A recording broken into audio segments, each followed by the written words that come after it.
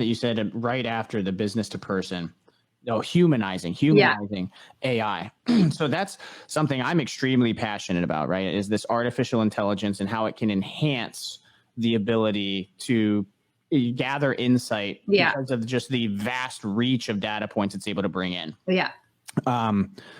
I just gave a speech not too long ago about our human-centric media model, right? And it was at the University of Akron here in Ohio. But one of the things that I said there was AI is nothing but a force multiplier. That's all it is. It's not a magic bullet. It's not pixie dust. You know, it's not a unicorn or Yoda or whatever we decide to call John for the day. That's right. I give you a new name. It's a force multiplier. So it still requires a highly trained human pilot. You know, in my world, in the world of the creative, what it allows us to do is allow creatives to do what they love, which is being creative. You know, if we have a photographer and a videographer that like go out and shoot our commercials for us. And so instead of spending 10 hours trying to figure out what type of commercial to shoot, what type of music to use, what other stuff, we can find all of that out using AI.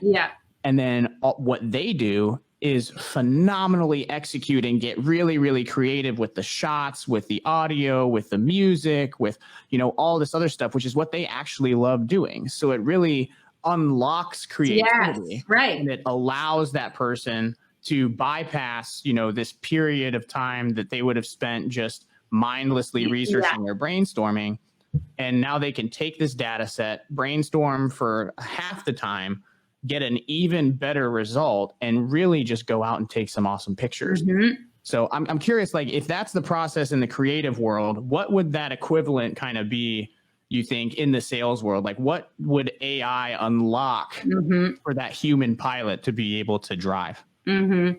Well, I think like there's an organization called DataBook. I think they've been around about 5 years, Silicon Valley startup. They have been really smart in terms of using AI and data analytics to start to understand not only sort of industry trends, but for a particular, let's say you're going after sort of an oil company, industry trends, but then also looking at like, what is the board asking for from this executive team? And what is this person on the executive team really accountable for in terms of goals and metrics? So they can quickly use all these analytics to synthesize for a seller what's important to John, let's say, who's the CEO of this oil company. So that is sort of in a very personalized way to the industry. Like, so that's incredible.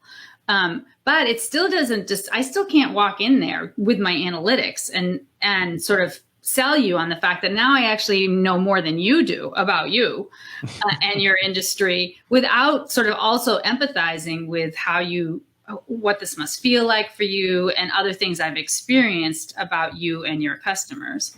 And I also think like the reason why this matters is because we are human beings who are wired by emotion. Like our reptilian brain, and where we act first is from our emotions, right? Not from the logic. We make bad decisions all day long because we're emotional, right? And so AI and all these data analytics are never going to know, you know, that I just had a bad morning and now I don't care what you tell me, but I'm going to make a different decision because I am emotional or because of my history or whatever it is. So again, AI can't read body language. I mean, it can, right? But it's not going to know, you know, this person has their ankles crossed, which means that they're still subtly holding back from a part of a conversation, you know? Yeah.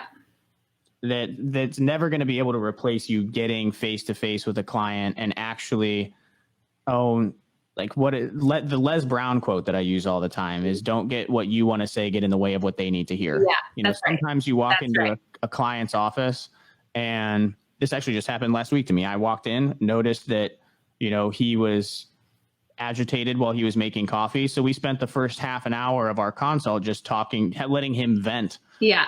But whatever it was. Yeah, whatever it was. And then we, you know, carried out. I was able to squeeze in what we needed to squeeze in that half hour. But if I would have started pushing there and been like, hey, I have this analytics sheet that tells me everything about you. Here's, you know, I would have gotten kicked out. Yeah.